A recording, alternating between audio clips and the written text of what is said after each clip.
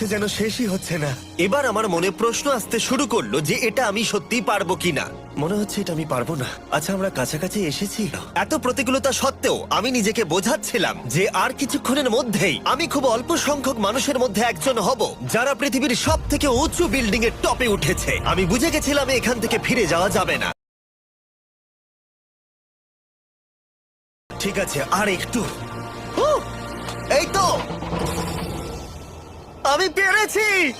আমি এখন পৃথিবীর সব থেকে উঁচু বিল্ডিং এর টপে দাঁড়িয়ে আছি। এটা অসাধারণ। বাপরে, কত উঁচুতে আছি। আমার খুব ভয়ও লাগছে। আমার নিচে তাকালে হবে না, শরীর খারাপ হয়ে যেতে পারে। ভয় লাগছে আমার। স্বীকার করছি, ফেস্টিভ্যালের স্বাদ মাটিতে ভালো লাগে, কারণ মাটিতে আমার পড়ে যাবার ভয় থাকে না। আমি উচ্চতায় ভয় পাই।